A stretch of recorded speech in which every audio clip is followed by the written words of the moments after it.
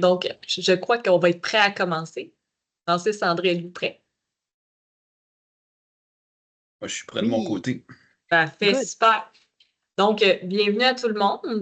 Merci de consacrer la prochaine heure avec nous, donc votre vendredi midi avec nous, pour un sujet qui est quand même sur toutes les lèvres depuis quelques mois et qui risque d'être encore sur les lèvres de beaucoup de personnes au courant des prochains mois. Donc, tout ce qui est intelligence artificielle. Et aujourd'hui, on va vraiment se pencher sur l'intelligence artificielle, mais également l'éthique derrière tout ça, mais particulièrement pour tout ce qui est en ressources humaines.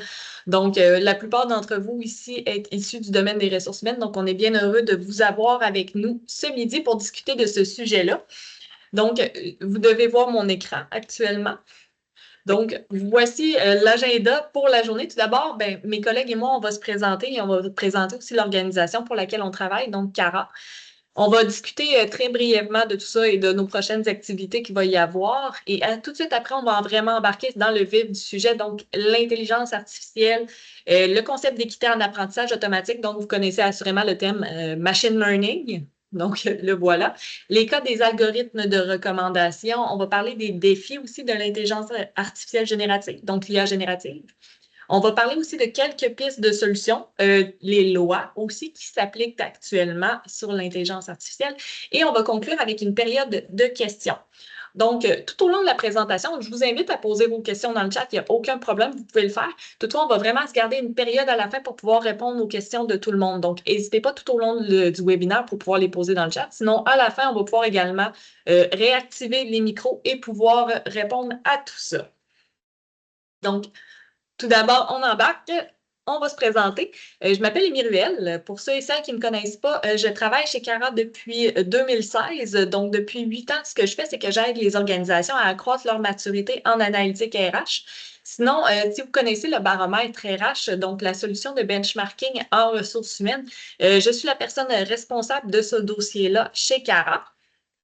Aujourd'hui, je suis accompagnée de deux de mes collègues. La première, vous la connaissez certainement, c'est André Laforge. Donc, comme on aime bien le dire, c'est une sommité dans le domaine de l'analytique RH, plus particulièrement au Québec.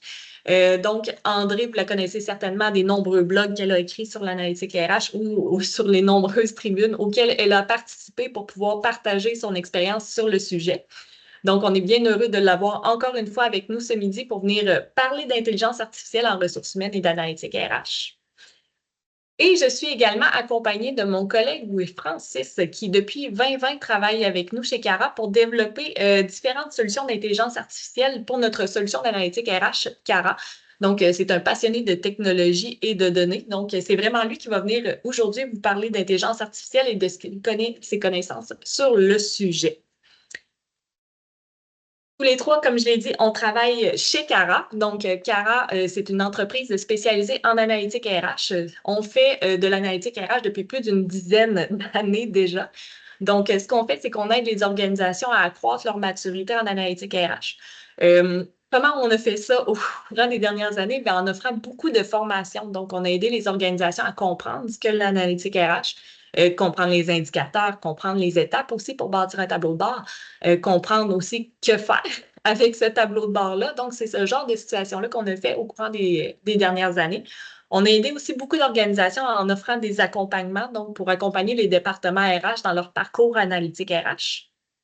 On offre un service d'analyse de données. Donc, si chez vous, la donnée, c'est un gros enjeu. La qualité des données est un gros enjeu pour la plupart des projets d'analytique RH. Donc, nous, on vient faire l'analyse de ces données-là pour venir s'assurer est-ce qu'elle est propre et est-ce qu'elle peut être utilisée pour vos analyses. On a une plateforme d'analytique RH qui s'appelle également Cara.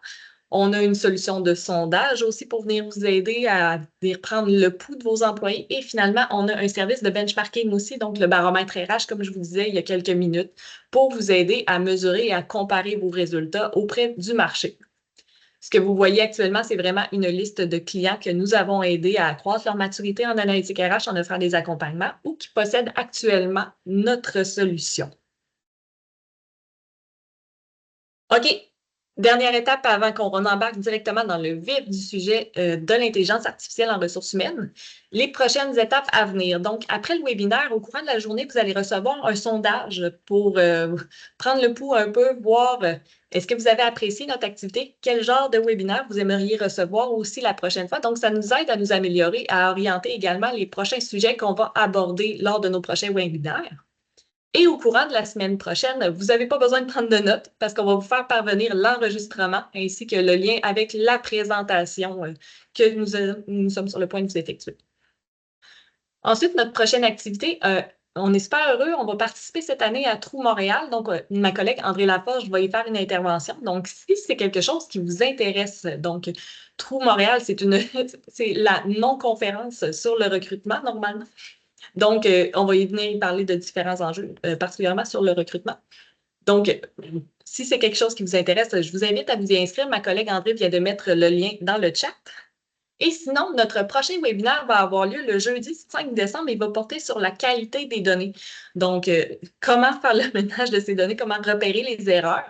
Donc, c'est le genre de choses qu'on va voir. Donc, le jeudi 5 décembre prochain, et ma collègue André vient de mettre encore une fois le lien dans le chat. Donc, si c'est une activité qui vous intéresse, on vous invite à vous y inscrire en grand nombre. Et voilà, je vais arrêter le partage ici. André, si tu veux reprendre le micro pour venir mettre la table sur ce qu'est l'intelligence artificielle en ressources humaines. C'est pas moi. C'est pas toi qui vas mettre la table là-dessus? Oh non, non, je vais parler rapidement. Là. Je ne vais pas prendre toute la place de Francis parce que c'est lui la vedette aujourd'hui. Mais c'est un plaisir de vous retrouver. C'est notre première activité webinaire là, de la saison. On est en train de développer toute notre série qu'on va vous faire cette année. Mais aujourd'hui, on aborde un sujet vraiment passionnant, puis surtout d'actualité, comme le dit Amy.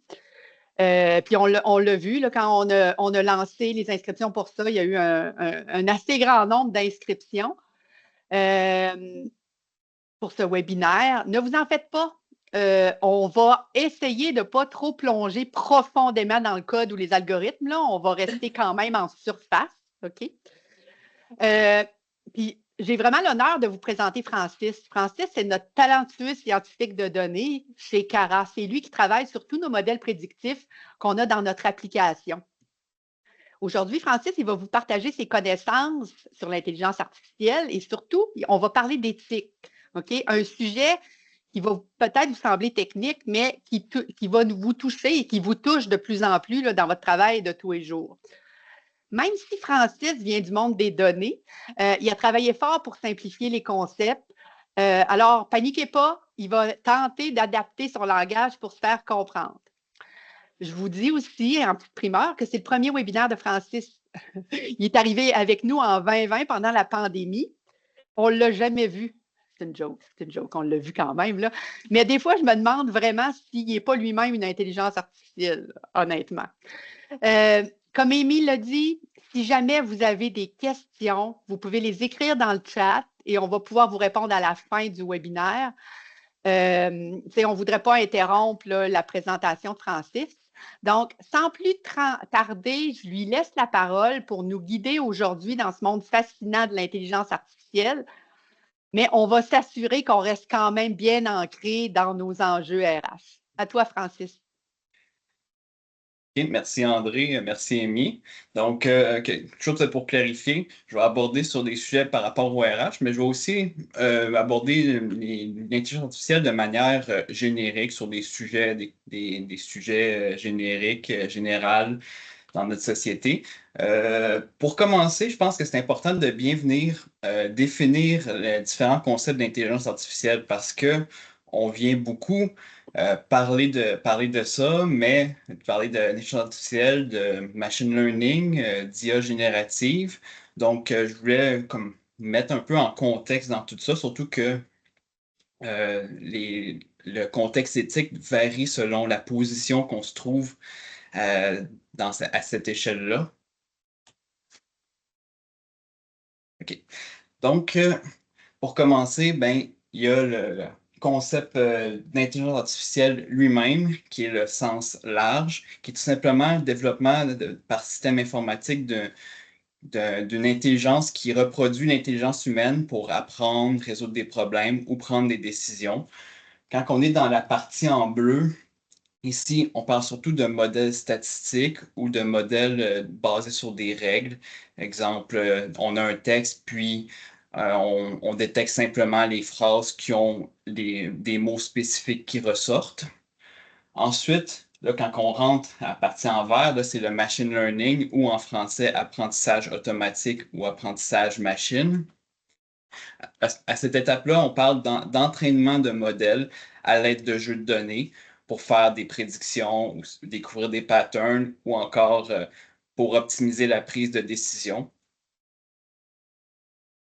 Puis après ça, on rentre un peu plus profond, donc avec le deep learning ou l'apprentissage profond, qui sont en gros des modèles plus complexes qui nécessitent plus de temps d'entraînement, plus de données. C'est des réseaux de neurones à couches multiples qu'on parle. Donc, je n'irai pas dans les détails sur le fonctionnement de tout ça, mais en gros, c'est des modèles plus complexes. Ensuite, quand on augmente, on rentre encore plus creux, ben là, c'est là maintenant qu'on arrive dans l'IA générative. Où est-ce que là, le but est dans le fond, c'est de générer du contenu, que ce soit du texte ou des images ou n'importe quoi. Ces modèles d'IA générative nécessitent une quantité généralement assez importante de données. Puis d'ailleurs, c'est un des points importants, c'est plus qu'on rentre creux dans ce graphique-là, plus que c'est complexe, plus qu'on a besoin de données. Par contre, un point avec l'IA générative, c'est que contrairement aux autres, où est-ce que souvent on a un modèle pour une utilité, puis il faut toujours entraîner un nouveau modèle pour si on a un autre projet. L'IA générative, surtout avec les modèles qui sont rendus répandus comme les ChatGPT et tout, ont un peu apportent un peu une généralisation qui les rend un peu plus accessibles. En fait, probablement beaucoup plus accessibles en fait que beaucoup d'autres modèles.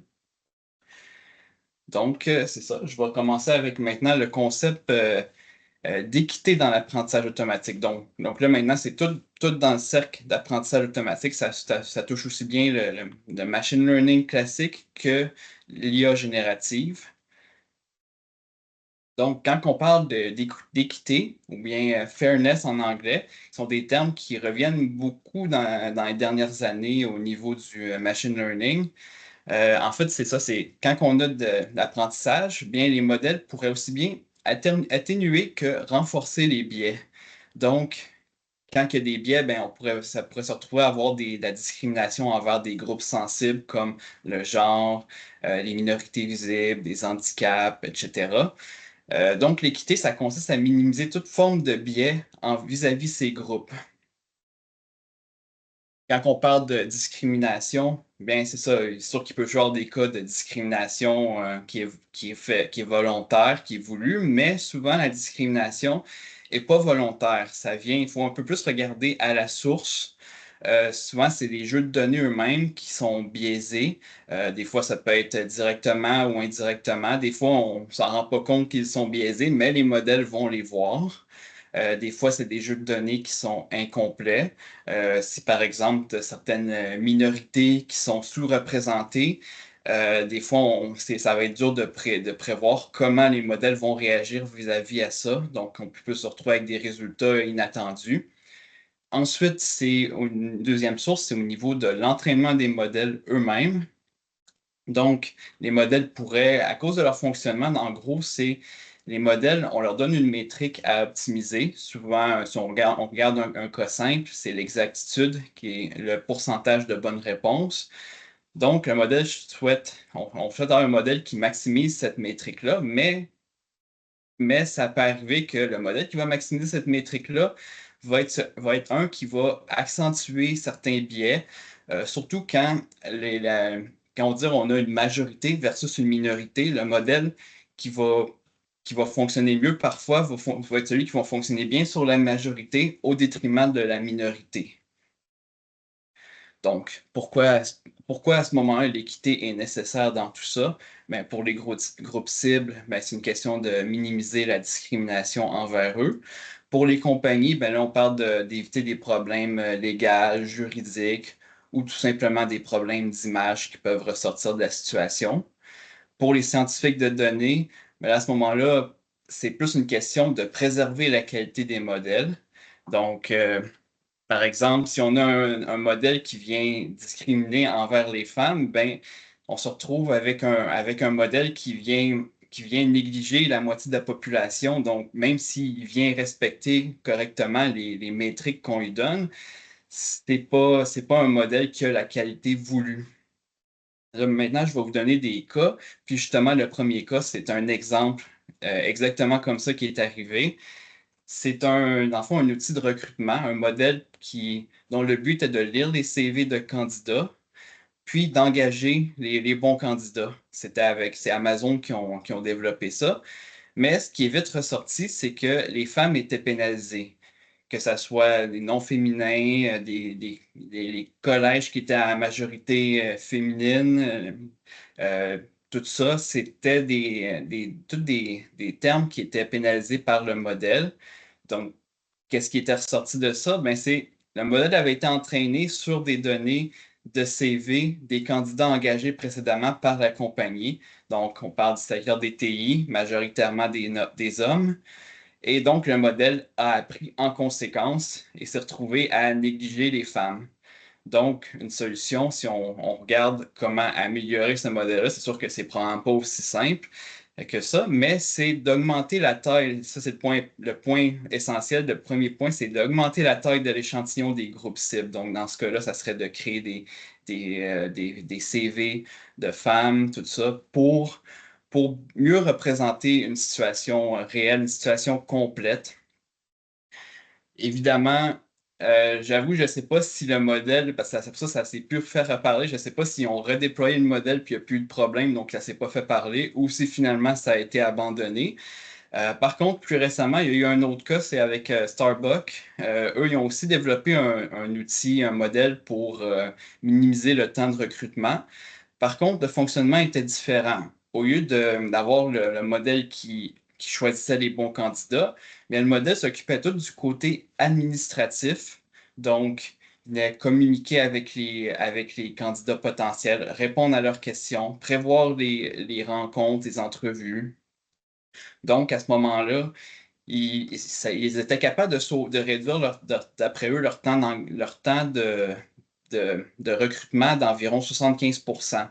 Puis, ça permettait de cette façon-là de contourner des erreurs potentielles avec de la discrimination, vu que au final, la décision était prise par l'humain et non pas par l'IA. Donc, ensuite, un deuxième cas, là, c'est l'évaluation de risque. C'était des cas qui étaient ressortis au niveau du risque hypothécaire, mais c'est sûr que ça peut s'appliquer pour n'importe quel autre risque, comme des cas de risque vis-à-vis des employés. Donc, qu'est-ce qui était ressorti? Eh bien, c'est que les modèles qui autorisaient ou refusaient le prêt hypothécaire à des clients se retrouvaient à juger injustement les minorités, donc les personnes noires ou hispaniques. Quelle était la cause de ça? Ben, c'est sûr qu'à la base, on pourrait dire les données à cause des certaines inégalités sociales aux États-Unis.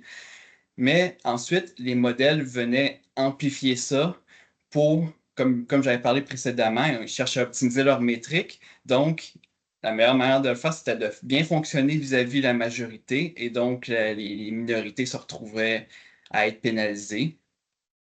Certains ont essayé d'exclure toute trace de race, d'ethnie dans les modèles pour éviter ça. Par contre, les modèles étaient quand même capables indirectement d'aller chercher cette information-là par le contexte socio-économique. On peut parler de l'adresse, le niveau d'éducation, les collèges que les clients ont été, etc. Donc, c'était pas vraiment possible d'échapper de ça. Donc, à ce moment-là, la solution, ben, il faut rajouter l'ethnie, et rajouter une métrique qui vient pénaliser le modèle si les groupes cibles sont eux-mêmes injustement pénalisés. Donc, à ce moment-là, le meilleur modèle, celui qui va être choisi, va être celui qui va être capable de bien balancer les deux métriques, celui de pénalité et la métrique d'exactitude qui était établi précédemment. Évidemment, c'est toujours important d'avoir une décision humaine au final dans le facteur parce que si jamais il y a des problèmes dans tout ça, il faut que quelqu'un puisse voir. Le troisième cas, ça c'est sûr que c'est pas au niveau ça touche pas les ressources humaines, mais bon, c'est plus une question de connaissance générale. C'était au niveau des modèles de reconnaissance faciale. Ils se retrouvaient à avoir au départ des difficultés à reconnaître certaines expressions faciales comme avec les yeux bridés des Asiatiques, ou encore même à détecter les minorités comme les personnes noires qui étaient pour eux invisibles. Donc, qu'est-ce qui arrivait? Ben, on parlait d'un échantillon plus limité d'images de minorité. Puis par échantillon plus limité, dans le fond, même si on dit qu'ils utilisaient un jeu de données qui avait des proportions semblables à la population américaine, donc on parle d'environ 13% de Noirs, 3-4% d'Asiatiques, ça fait que ces groupes-là sont quand même sous-représentés, même si tu suis la population américaine. Donc, il faut quand même compenser. Donc, à ce moment-là, il faut augmenter la taille d'échantillon des groupes cibles, ou si impossible, c'est d'augmentation de données qui consiste à dupliquer des images en faisant des transformations comme des rotations, opérations de symétrie ou bien changement de contraste. Un quatrième cas, ben là, on rentre dans l'analyse de sentiments qui peut toucher les RH comme dans bien d'autres domaines.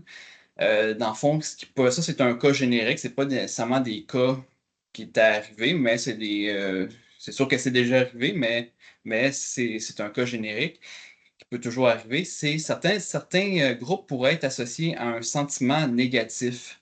La cause, ben, c'est que le modèle pourrait faire, dans le fond, mal comprendre le contexte puis faire des mauvaises associations. On pourrait prendre un exemple, on prend un sondage de mobilisation, puis quelqu'un parle du groupe de femmes de tel département et après ça, un commentaire négatif et le modèle pourrait associer femme comme étant négatif. Donc, c'est toujours quelque chose à faire attention. C'est sûr que la solution, ça va varier, ça va être beaucoup du cas par cas. Il n'y a pas une seule solution, mais les manières de faire, c'est d'un étiquetage plus strict des données, une meilleure préparation des données, un meilleur choix de modèles et tout. Donc, c'est ça, il y a toujours du travail à faire pour éviter ça. Ensuite, bon, là, j'étais toujours dans le cas d'équité, mais au niveau du machine learning, il n'y a pas juste l'équité qui peut être un problème. Donc, c'est pour ça que je voulais rapidement rentrer sur le sujet des algorithmes de recommandation, parce que, dans le fond, c'est impossible d'échapper à ça quand on va sur le web aujourd'hui. C'est à peu près partout. On se fait recommander n'importe quoi. Dans le fond, un algorithme de recommandation, c'est simplement un modèle qui recommande à des utilisateurs des articles, des items. Par article, ben, on pourrait dire des films ou des séries sur des sites de streaming. On pourrait parler de publications dans les médias sociaux, d'articles de journal sur les médias. Donc, c'est vraiment partout. Donc, c'est sûr qu'il peut toujours un problème d'équité dans le cas où est-ce que les préférences de la majorité sont montrées constamment aux minorités, mais d'autres problèmes apparaissent où est-ce que, dans le fond, on revient un peu avec le concept que l'IA cherche toujours à optimiser les métriques qu'on leur donne. Puis pour les algorithmes de recommandation, souvent, c'est de maximiser l'engagement des utilisateurs. Par engagement, ben là, ça peut être une question de vente, ça peut être une question que l'utilisateur passe plus de temps sur une page, visite plus de pages, etc. Donc, souvent, cet engagement-là est amplifié par du contenu qui génère des émotions. Ça peut être des émotions positives comme quelque chose qui est très populaire, des vidéos d'animaux cute, mais ça peut être aussi de quoi de négatif, comme du contenu qui génère de la colère, de la frustration, de la tristesse, de la peur. Puis, ça peut favoriser un peu une certaine polarisation du climat politique. Puis d'ailleurs, c'est peut-être quelque chose qu'on peut voir avec les élections américaines qui sont présentement en cours. Évidemment, je ne suis pas là pour donner des solutions à ça, mais c'est évidemment une problématique que veut pas, l'IA a apporté. Donc, maintenant, j'étais dans le machine learning de manière générale, mais qu'est-ce qui arrive avec l'IA générative dans tout ça? Parce que ça, c'est la nouvelle technologie en fond, 1 ou 2 dernières années. Donc, qu'est-ce que ça a apporté dans tout ça? Nouveaux problèmes éthiques. Bien, c'est sûr qu'il y en a plusieurs, que ça soit à plusieurs niveaux, que ce soit au niveau de l'entraînement des modèles eux-mêmes, que ce soit du contenu qui est généré ou de l'utilisation. Donc, j'ai sorti ici une liste de différents modèles d'IA générative. Peut-être certains qui vous disent de quoi, mais d'autres que non. Donc, je me suis dit, je vais peut-être aller rapidement pour les décrire. Donc, évidemment, ChatGPT est souvent celui qui est le plus connu. C'est fait par la compagnie OpenAI qui est en partenariat avec Microsoft. Quoique ça a l'air récemment que leur partenariat est un peu difficile, ils voudraient se séparer. Ensuite, il y a GPT-4. Ben ça, en fait, GPT-4, c'est le modèle qui est derrière ChatGPT. ChatGPT, c'est un peu plus comme le service, le chatbot, alors que GPT-4 ou les autres comme 3.5, plus récemment, il y a 4O, etc., qui sont derrière tout ça. Copilot, mais ça appartient à Microsoft. C'est un peu le service de chatbot de Microsoft qui utilise aussi GPT derrière. Claude, ça c'est un peu pertinent à mentionner dans un contexte d'éthique parce que en fait, c'est des anciens d'OpenAI qui ont quitté à cause de désaccords vis-à-vis tout ce qui était éthique. Donc, ils ont quitté OpenAI et ils ont fondé leur propre compagnie. Et donc, Claude est arrivé par la suite. Llama, ben ça, on parle de Meta / Facebook. Euh, Bard et Gemini. Ça appartient à Google. En fait, Bard, ça, c'est l'ancien nom. Gemini, c'est le nouveau nom.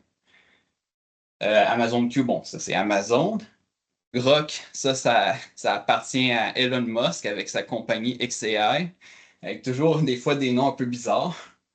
DeepAI, ben ça appartient à une compagnie du même nom. Je ne sais pas trop c'est qui finance ça, mais c'est une nouvelle compagnie qui ont créé leur propre IA. Puis les trois autres, Stable Diffusion, DALL-E, puis Midjourney, ça, c'est des modèles de génération d'images. Donc, j'ai produit cette image-là ici par IA à l'aide de DPI. Puis, pour l'obtenir, en fait, j'ai demandé à ChatGPT donne-moi une instruction à donner à un modèle de génération d'images pour produire une image sur l'IA générative. Donc, il m'a donné une instruction, puis je l'ai passé à DPI qui a généré l'image. Donc, bon, maintenant que ça c'est fait, on est rentré rapidement pour décrire les différents modèles qu'on pourrait voir, tout ça. Là, on revient sur le sujet avec les problèmes éthiques. Donc, première étape, c'est l'entraînement des modèles. On retourne toujours à la base et la source des données. Donc, souvent, c'est ça, l'IA générative, déjà mentionné, nécessite une très grosse quantité de données pour créer ces modèles, pour entraîner ces modèles. Puis souvent, ces données-là, à ce moment-là, sont obtenues sur l'Internet. Par contre, c'est sûr que les données, oui, sont accessibles sur Internet, mais ça arrive souvent qu'ils ont des protections comme des droits d'auteur. Des fois, ça peut être des données qui peuvent être semi-sensibles et tout. Donc, il y a toujours un certain conflit qui peut apparaître là-dedans. Donc, des compagnies que ça fait pas leur affaire que notre compagnie vienne leur chercher leurs données et utiliser leurs données. Par exemple, pour les sites d'hébergement, mais ça peut être une question d'augmentation de coûts à cause de tous les outils d'extraction de données qui sont utilisés. À plus petite échelle, pour les auteurs ou artistes, ça peut être une question de voir leur œuvre copiée. Donc, c'est sûr que c'est toujours un défi, une question qui est encore en cours, encore à clarifier. Quelque chose qui peut arriver, mais c'est au niveau de l'entraînement des modèles, mais c'est que maintenant sur Internet, il y a de plus en plus de données générées par l'IA qui se retrouvent qui s'y retrouvent. Puis ensuite, ben, l'IA s'entraîne sur les données de l'Internet. Donc, ça fait en sorte que l'IA s'entraîne de plus en plus avec des données générées par elle-même ou d'autres IA. C'est ce qu'on appelle une boucle de rétroaction. Et ça peut avoir plusieurs conséquences. Donc, première chose, c'est que j'ai mentionné précédemment qu'il peut toujours avoir des biais dans les modèles. Ben, quand il y a des données biaisées et repris, puis par un autre modèle qui réentraîne là-dessus, ben, il pourrait reproduire de quoi d'encore plus biaisé et ainsi de suite. Donc, il y aurait un renforcement des biais. Il pourrait aussi avoir une perte de qualité du résultat parce que dans bien des cas, les résultats de l'IA ne peuvent pas reproduire le résultat humain. Donc, à force de réutiliser de quoi de qualité moins bonne, ben, c'est un peu comme faire une photocopie, imprimer, faire une photocopie de ce qui a été imprimé et ainsi de suite. Donc, la qualité va diminuer. Puis tout ça peut entraîner à long terme ce qu'on dirait un effondrement des modèles. Donc, ensuite, on rentre dans la deuxième étape, c'est la génération du contenu. Évidemment, l'IA générative n'échappe pas au problème de discrimination. Puis en plus, on rentre dans un cas avec des quantités massives de données, donc c'est très, très difficile de venir proprement filtrer à la base ces données-là avant qu'ils soient utilisés dans l'entraînement des modèles, contrairement à, exemple, des cas de modèles plus simples avec des données, moins de données. Donc, il y a toujours de quoi du contenu qui pourrait être stéréotypé ou discriminatoire qui pourrait être généré par l'IA. Un exemple, c'est souvent au départ, des premiers modèles de génération d'images généraient souvent des images stéréotypées. On pourrait leur demander OK, de générer une image de quelqu'un du Mexique et ils mettraient toujours un sombrero dessus. C'était des cas comme ça qui se produisaient constamment. Euh, Puis aussi dans certains cas, des cas qui pouvaient être un peu plus extrêmes. Donc, il a fallu que le filtrage soit fait un peu plus proche de la sortie pour éviter ça. Mais c'est sûr que ça, c'est jamais parfait. Mais les différentes compagnies d'IA essayent de limiter le plus possible ça. Quand savoir si c'est bon ou non, ça c'est une autre chose. Ensuite, ben là, j'avais parlé de droit d'auteur au niveau des données utilisées lors de l'entraînement, mais qu'est-ce qui arrive au niveau du droit d'auteur pour les données générées? Donc, c'est cette image-là que j'ai produite, j'ai dit que j'ai produite par IA. Est-ce que ça m'appartient? Est-ce que je pourrais déposer avoir un droit d'auteur dessus? Est-ce que ça appartient à DPI qui l'a fait? Est-ce que ça appartient à ChatGPT qui a produit l'instruction pour le générer? Est-ce que ça appartient à ceux qui ont fait ces IA-là ou en partie à tous les créateurs des données qui ont servi à l'entraînement? Donc, là, il reste toujours un flou juridique sur le sujet. Surtout à cause de quand on vient rajouter l'ambiguïté par rapport à l'implication humaine dans le processus. Surtout, exemple, si je prends cette image-là, puis après ça, je viens la photoshopper, je viens la combiner à d'autres images qui pourraient être créées par l'humain ou par l'IA. Comment je viens définir c'est quoi qui appartient à quoi et tout. C'est très difficile. Au Canada, les délibérations du gouvernement sont encore en cours sur le sujet et aucune position officielle a été avancée. Aux États-Unis, il y a eu un jugement d'une cour fédérale qui faisait en sorte que le contenu généré par l'IA était du domaine public. Donc, il n'y avait aucun droit d'auteur là-dessus. Par contre, il n'y a rien qui empêche que ça soit changé par un nouveau jugement ou bien par des nouvelles lois. Là, maintenant, on rentre dans l'utilisation elle-même de l'IA. Là, un des premiers dangers, c'est toujours la désinformation. À plus grande échelle, ben, on pourrait parler de risque de propagation, de normalisation d'idéologies plus dangereuses. À petite échelle, ben là, c'est certains groupes ou individus qui pourraient se retrouver à être visés. On pourrait parler, exemple, d'hypertrucage ou deepfake, qui consiste à créer du contenu trompeur, diffamatoire ou même à caractère sexuel. Au départ, quand on parlait de deepfake, c'était plus de, exemple, photoshopper la tête de quelqu'un sur une image. Mais là, maintenant, avec l'IA générative, il y a beaucoup plus d'options possibles. On pourrait faire dire à quelqu'un n'importe quoi. Il y a eu un cas, c'était au mois d'avril, si je ne me trompe pas, dans une école de la Rive-Nord de Montréal, des jeunes qui ont été arrêtés pour avoir fait des deepfakes de leurs camarades de classe. Donc, c'est de quoi qui risque d'être assez d'actualité prochainement, dans les prochaines années. Ensuite, un autre aspect, ben là, on parle de tout ce qui est révolution au niveau d'emploi et des pertes d'emploi potentielles à cause de l'automatisation de plusieurs tâches. C'est sûr que les effets économiques et sociaux, ça reste à analyser. Ça pourrait aussi bien être très positif que négatif, tout dépendamment de l'utilisation qui serait faite de la technologie. Si on regarde du côté social, bien, il y aurait un exemple, c'est, ben, j'ai parlé que la qualité, des fois, n'est pas nécessairement au même niveau que ce qui est produit par l'humain. Donc, si on veut dire on vient remplacer l'humain par l'IA, il pourrait avoir une baisse généralisée de la qualité. Et donc, à long terme, ça pourrait avoir des conséquences économiques. Mais positivement, ça pourrait sauver des coûts si c'est utilisé de la bonne façon. Niveau social, mais là, c'est ça encore là, ça peut être négatif si jamais on dit ceux qui perdent leur emploi sont incapables de se retrouver un emploi qui leur permet une qualité de vie similaire. Ou positivement, ben là, ça pourrait un peu changer les choses, puis changer, dans le fond, permettre les gens d'avoir d'autres emplois qui voudraient et tout. Donc, ça reste à voir pour ça, mais c'est toujours une question de comment qu'on l'utilise. Bon, maintenant, je vais rentrer dans quelques pistes de solutions. C'est sûr qu'il n'y a pas une solution, chaque personne pourra avoir des idées différentes de c'est quoi des solutions. Mais bon, je vais en rester sur des solutions un peu plus générales qui peuvent toucher l'IA générative que n'importe quelle IA. Donc, on rentre au début, c'est une question de transparence des modèles.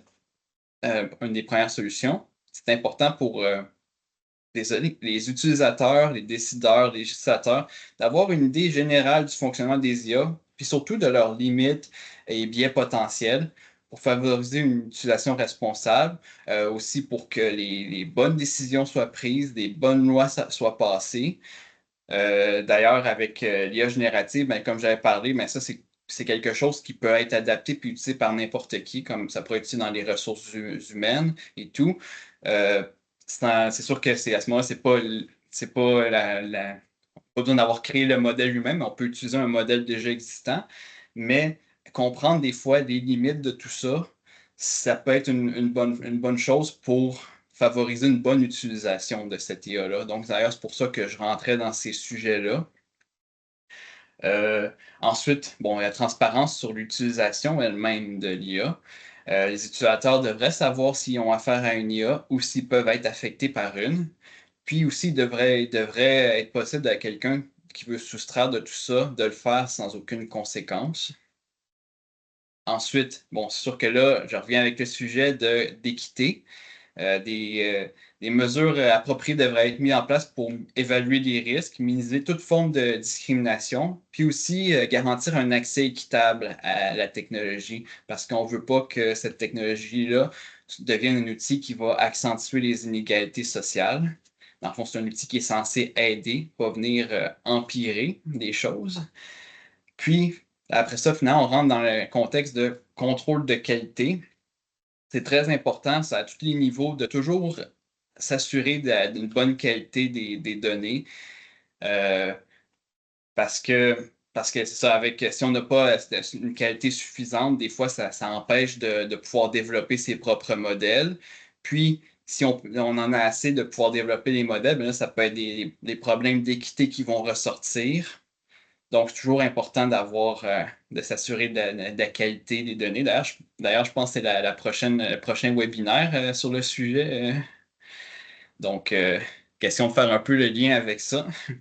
Oui, exactement. Donc, Donc, puis après ça aussi, contrôle de qualité, c'est de s'assurer que la sortie, il n'y a pas du contenu illégal. Donc, on pourrait regarder si quelqu'un utilise une IA générative pour un projet qui vient adapter une IA déjà existante pour créer une application, mais c'est de s'assurer de bien tester le tout pour s'assurer que les réponses données par l'IA restent dans le cadre prévu du projet, puis qu'il ne va pas diverger d'un bord ou de l'autre. Donc, je vais faire mention de quelques lois rapidement sur l'IA. En fait, de manière générale, il y a eu quelques lois qui sont passées, mais souvent, c'est sur des domaines très spécifiques. Par contre, sur des lois sur l'IA très générale, de manière très générale, ça, c'est très récent, puis souvent, c'est toujours en cours de discussion là-dessus.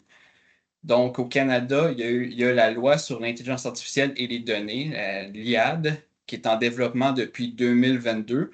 Si je ne me trompe pas, ça fait partie du projet de loi C-27. Euh, donc, ça, c'est encore en examen de comité. Donc, il n'y a pas encore de.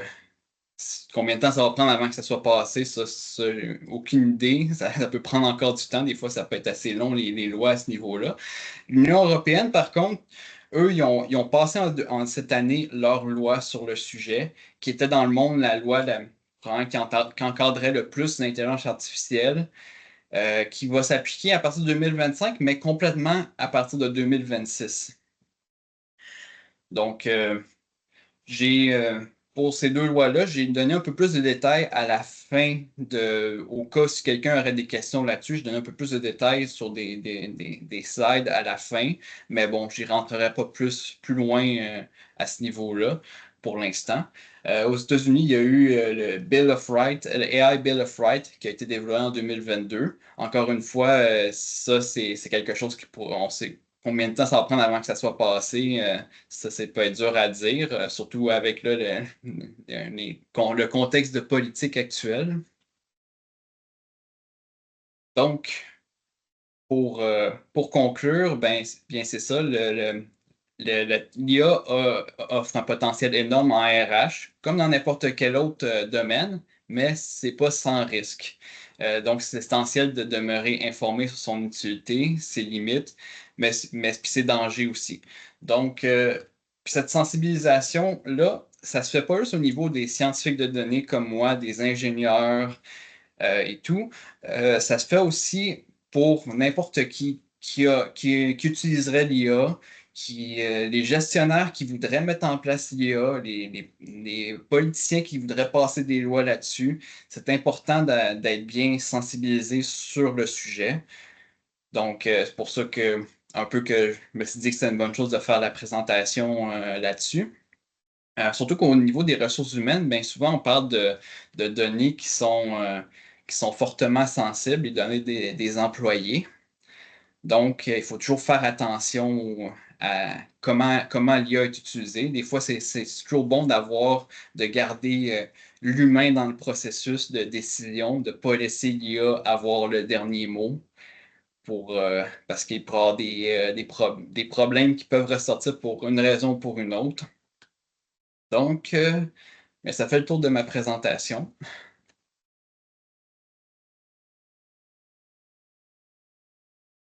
Parfait. Juste avant d'embarquer dans la période de questions, on va faire un dernier rappel des prochaines activités qu'on va avoir. Donc, la semaine prochaine, vous allez recevoir la présentation ainsi que l'enregistrement. Et avant la fin de la journée aujourd'hui, vous allez recevoir un sondage de satisfaction.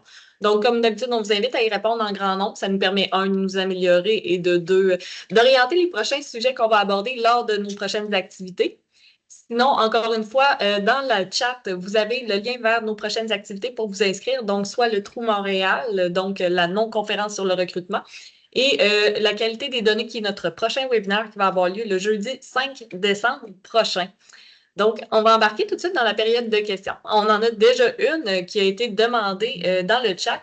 Donc, c'est Simon Auger qui nous demande quelles sont les utilisations de l'intelligence artificielle en ressources humaines au Québec qui se développent le plus rapidement. C'est bonne question. Ça, j'avoue que pas nécessairement le plus au courant là-dessus, mais à mon avis, ça serait au niveau exemple, des chatbots pour répondre à des questions que, que le monde pourrait avoir sur que ce soit les données des, des clients, en fait, des employés. Probablement aussi pour de l'aide des chatbots pour de l'aide administrative. Donc, à mon avis, ça va être beaucoup. Il y en a beaucoup dans ce domaine-là parce que l'IA générative a un peu ouvert des portes, ouvert des portes pour ça. Donc, Moi, je peux peut-être juste ajouter, puis là, c'est plus en général, c'est pas pour seulement le Québec, là, mais il y a beaucoup de compagnies, surtout dans notre domaine, dans l'analytique RH, qui offrent du machine learning, qui offrent le GenAI à même leurs outils. Puis il y a une étude qui est sortie là, dernièrement qui vient dire que même si 90% des technologies, on offre ces technologies-là, très peu des clients les utilisent. Puis nous, on le sait aussi là, au niveau de Cara, là, bien qu'on ait des modèles prédictifs qui viennent prédire les risques de départ, les risques d'invalidité, très peu de nos clients sont assez matures actuellement pour utiliser ces modèles-là. Matures autant au niveau de comment l'utiliser puis quoi faire avec les résultats, mais aussi matures au niveau de leur infrastructure de données. Parce que, Francis il en a parlé, là, ces modèles-là sont entraînés sur la donnée. Et si cette donnée-là, elle n'est pas de qualité, ben c'est certain que le modèle va te sortir des mauvaises conclusions. Fait que les gens doivent apprendre à nettoyer, à prendre soin de leurs données qu'ils ont dans leur système RH s'ils veulent aller vers des modèles prédictifs ou l'utilisation de GenAI. Puis l'utilisation de GenAI, comme Francis l'a dit, où c'est le plus utilisé actuellement, c'est dans les chatbots. Je pense que c'est une bonne utilisation qu'on peut en faire. Tu sais, c'est vraiment d'être capable d'agir comme un assistant et non pas de venir prendre des décisions là, à la place de l'humain. En tout cas, c'était mon petit bout que je voulais ajouter. Est-ce qu'on a d'autres questions? Parce que moi, j'en aurais une. J'en aurais une pour toi, Francis, une question. Dis-moi, il n'y en a pas d'autres dans le chat pour l'instant, fait que je t'invite à la poser. Moi aussi, j'en ai parce que d'autres, nous, peut-être après. parce que nous, on se fait souvent poser la question, là. C'est parce qu'on dit que ça prend une grande quantité de données, puis surtout pour le machine learning, puis des modèles prédictifs, ça prend une grande quantité de données. Fait que je te pose la question, Francis, c'est quoi ça, une grande quantité de données? ça dépend vraiment beaucoup du contexte. Si on est sur un modèle qui vient plus calculer un taux, une prédiction de taux, comme exemple le taux de roulement, taux d'absentéisme, là, on a peut-être besoin d'avoir un peu moins de données. Donc, probablement, si on dit 200-300 employés, si tout ça, c'est relativement stable, ça peut fonctionner. Par contre, évidemment, pour un problème de prédiction de risque, ça ne sera pas suffisant. Il faut au minimum au-dessus de 1000 employés, en plus de la qualité de données. Oui. Ah, on en a une. Oui. Donc, qui assumerait la responsabilité des obligations résultant de la prise de décision prédictive par l'IA et qui aboutit à une prise de décision responsable? Donc, OK, donc si on dit qu'il y aurait un problème légal avec un modèle qui est un modèle prédictif qui prend des décisions, ça j'avoue, je ne suis pas un expert légal, mais ça risque d'être beaucoup au niveau de probablement en premier la compagnie elle-même, puis ceux les gestionnaires qui ont pris la décision. Mais bon, je peux pas, je peux pas être sûr à 100%. C'est sûr que aussi comment ça peut être fait s'il y a vraiment une négligence de la part de quelqu'un comme un scientifique de données. Là aussi, il pourrait avoir une part de responsabilité à ce niveau-là. Donc, pense que ça dépendrait vraiment du contexte, puis je suis pas un expert légal. Non, puis surtout qu'il n'y a pas de loi à proprement parler qui a été établie en ce moment pour encadrer tout ça. Fait que j'imagine qu'il y a une certaine responsabilité, mais il n'y a pas d'obligation en tant que telle par rapport à ça, j'imagine. Moi, probablement que les lois, ça devrait être, Ça c'est quelque devrait- chose qui doit être un peu plus clarifié vers où les conséquences vont être portées. J'avoue, j'ai pas sur cet aspect-là, j'ai pas trop regardé ça parce que même si on dit je verrais le texte là-dessus, euh, peut-être que ça sort un peu de mon domaine, donc je préférerais mieux pas trop m'avancer là-dessus. Il n'y a pas de problème. Donc, c'était les deux questions qu'on avait dans le chat. Moi, j'en aurais une. Donc, tu as travaillé justement, Francis, à bâtir certains modèles prédictifs, notamment dans notre solution Cara. Comment on fait pour s'assurer quand même assez tôt dans le processus que notre modèle qu'on prépare va présenter des biais? Euh, Dans le fond, là, ouais, premièrement, c'est une des premières choses, c'est de regarder les données elles-mêmes, de voir si les données elles-mêmes ne seraient pas biaisées.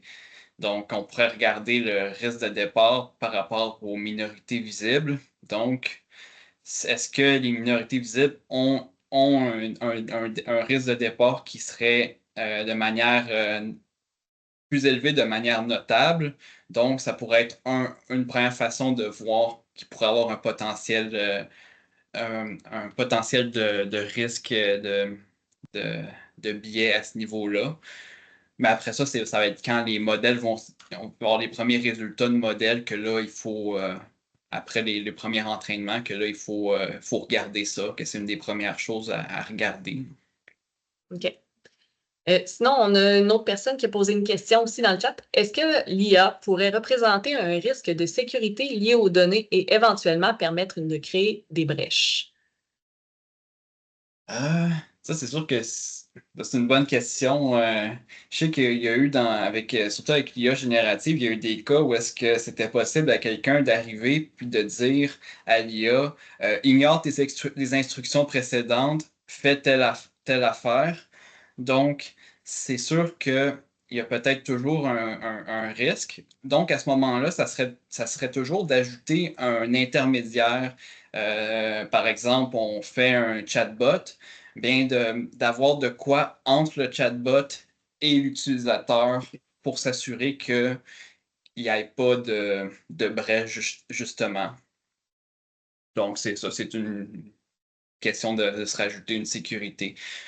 Donc, quand à savoir si ça peut vraiment arriver, c'est une autre chose, mais c'est sûr que c'est quand même à considérer. Mais moi, j'ai une question de même. Est-ce que les gens sont assez sensibilisés actuellement tu sais, quand ils utilisent ChatGPT, de ne pas envoyer à ChatGPT de l'information qui est confidentielle, là? Tu sais, c'est parce que cette information-là, elle s'en va, puis là, tout le monde, tu sais, je sais pas, là, mais il me semble que si on veut utiliser de la donnée d'entreprise, il ne faut pas avoir notre propre instance de l'intelligence artificielle et non pas envoyer ça at large, là, n'importe où. Oui, ça, c'est sûr que ça, c'est un point important. Si on veut développer une application basée sur une IA générative déjà existante, il ne faut pas prendre les modèles qui sont accessibles gratuitement parce que ces modèles-là, souvent, pourquoi ils sont gratuits, c'est parce qu'ils prennent les données dans le fond, ce que les utilisateurs leur envoient pour aider au réentraînement dans le futur. Donc, à ce moment-là, il faut regarder davantage pour des forfaits entreprises. Je sais que OpenAI en a. Quand on est au niveau de copilote, c'est souvent t'as une question entreprise là-dessus. Puis ça va être la même chose avec Amazon, tout ça. Donc, c'est cette question de bien s'informer sur qu'est-ce qu'on, sur quel niveau qu'on comprend les modèles.